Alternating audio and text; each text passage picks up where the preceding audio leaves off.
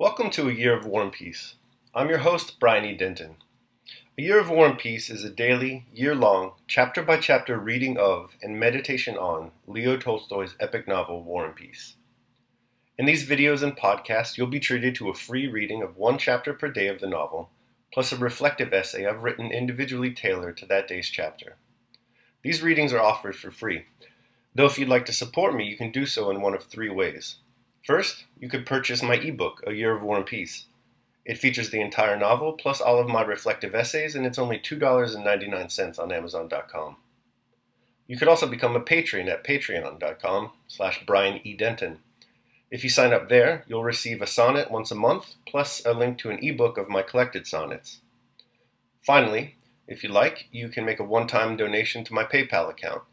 The email there is brianedenton@gmail.com. You can also use that email to contact me. I'd be happy to hear from you. Your support is greatly appreciated. Today's reading and reflection is on Chapter 78. Chapter 78. For 2 days after that, Rostov did not see Dólokhov at his own or at Dólokhov's home. On the third day, he received a note from him. As I do not intend to be at your house again for reasons you know of, and am going to rejoin my regiment, I am giving a farewell supper tonight to my friends. Come to the English Hotel. About 10 o'clock, Rostov went to the English Hotel straight from the theater, where he had been with his family in Denisov. He was shown at once to the best room, which Dólokhov had taken for that evening. Some 20 men were gathered round a table at which Dólokhov sat between two candles. On the table was a pile of gold and paper money, and he was keeping the bank. Rostov had not seen him since his proposal and Sonia's refusal, and felt uncomfortable at the thought of how they would meet. Dólokhov's clear, cold glance met Rostov as soon as he entered the door, as though he had long expected him. "It's a long time since we met," he said. "Thanks for coming. I'll just finish dealing, and then Ilyushka will come with his chorus." "I called once or twice at your house," said Rostov, reddening. Dólokhov made no reply. "You may punt," he said. Rostov recalled at that moment a strange conversation he had once had with Dólokhov. "None but fools trust to luck in play," Dólokhov had then said.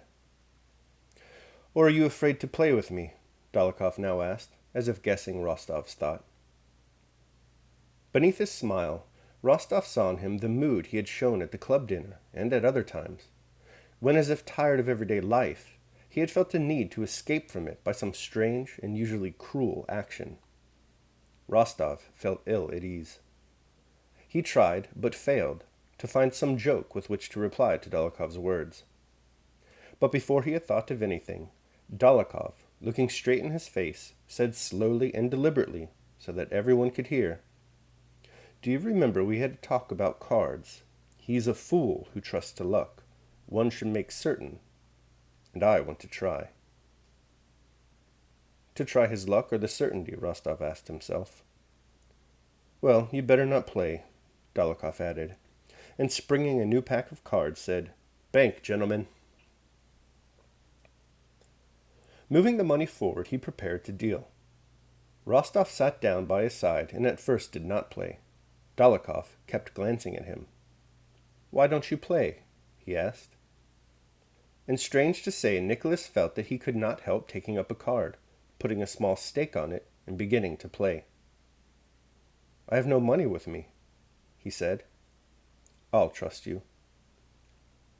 Rostov staked 5 rubles on a card and lost, staked again, and again lost.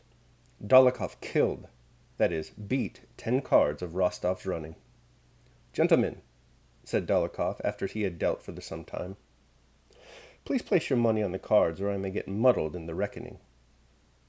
One of the players said he hoped he might be trusted. "Yes, you might, but I'm afraid of getting the accounts mixed, so I asked you to put the money on your cards," replied Dólokhov. "Don't stint yourself, we'll settle afterwards," he added, turning to Rostov. The game continued. A waiter kept handing round champagne. All Rostov's cards were beaten, and he had 800 rubles scored against him. He wrote 800 rubles on a card. but while the waiter filled his glass, he changed his mind and altered it to his usual stake of 20 rubles. "Leave it," said Dólokhov, though he did not seem to even be looking at Rostov. "You'll win it back all sooner or later. I lose to others, but win from you." "Or are you afraid of me?" he asked again. Rostov submitted. He let the 800 remain, and laid down a 7 of hearts with a torn corner, which he had picked up from the floor. He well remembered that 7 afterwards. He laid down the 7 of hearts, on which with a broken bit of chalk he had written 800 rubles in clear, upright figures. He emptied the glass of warm champagne that was handed to him, smiled at Dólokhov's words, and with a sinking heart, waiting for a 7 to turn up, gazed at Dólokhov's hands, which held the pack. Much depended on Rostov's winning or losing on that 7 of hearts. On the previous Sunday, the old count had given his son 2,000 rubles, and though he always disliked speaking of money difficulties, had told Nicholas that this was all he could let him have until May, and asked him to be more economical this time.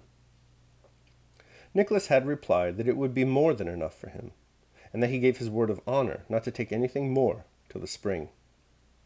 Now only 1,200 rubles was left of that money, so that this 7 of hearts meant for him not only the loss of 1,600 rubles, but the necessity of going back on his word. With a sinking heart he watched Dólokhov's hands and thought, "Now then, make haste and let me have this card, and I'll take my cap and drive home to supper with Denisov, Natasha, and Sonia, and will certainly never touch a card again." At that moment his home life, jokes with Petya, talks with Sonia, duets with Natasha, piquet with his father, and even his comfortable bed in the house at Povrashka rose before him with such vividness, clearness, and charm, that it seemed as if it were all loss and unappreciated bliss long past. He could not conceive that a stupid chance, letting the 7 be dealt to the right rather than to the left, might deprive him of all his happiness, newly appreciated and newly illumined, and plunge him into the depths of unknown and undefined misery. That could not be. Yet he awaited with a sinking heart the movement of Dólokhov's hands. Those broad, reddish hands, with hairy wrists visible from under the shirt cuffs, laid down the pack and took a sip from his glass and a pipe that were handed to him. "So you are not afraid to play with me," repeated Dólokhov. And as if about to tell a good story, he put down the cards, leaned back in his chair, and began deliberately with a smile. "Yes, gentlemen, I've been told there's a rumor about Moscow that I'm a sharper, so I advise you all to be very careful." "Now come, deal!" exclaimed Rostov. "Oh, those Moscow gossips," said Dólokhov, and he took up the cards with a smile. "Aha!" Rostov almost screamed, lifting both hands to his head. The 7 he needed was lying uppermost, the first card in the pack. He had lost more than he could pay. "Still, don't ruin yourself," said Dólokhov with a side glance at Rostov as he continued to deal. All right, so that concludes my reading of chapter 78. I hope you enjoyed it. We'll now proceed straight to my reflection on the same. A Year of War and Peace, Day 78. Imitate or loathe. Whereas yesterday's reading taught us about the importance of friendship and community, today's chapter warns us about the dangers of keeping community with the wrong people. We start innocently enough. Dólokhov extends an invitation to Rostov to attend a farewell feast at the English hotel. Rostov, sociable fellow that he is, accepts.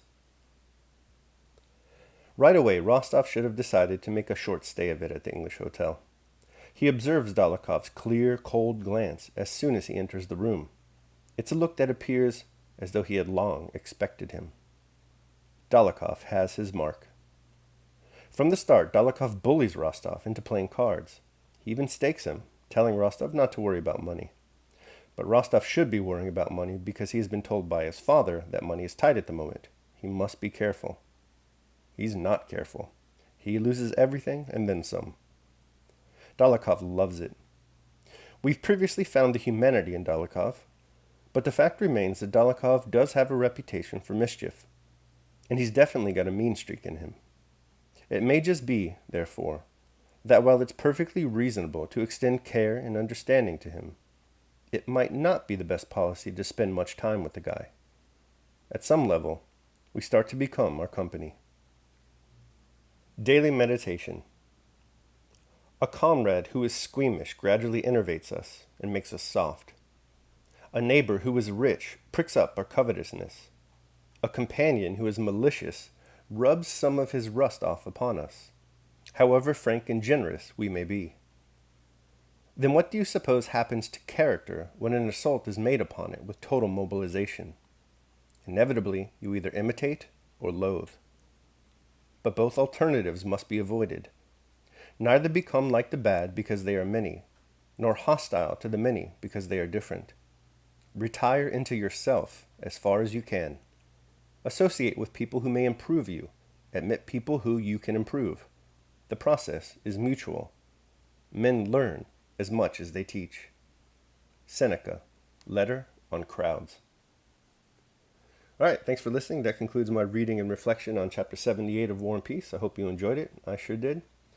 Remember that if you'd like to support me, you can do so either by purchasing the ebook, A Year of War and Peace, becoming a patron at patreon.com, or making a one-time donation at PayPal.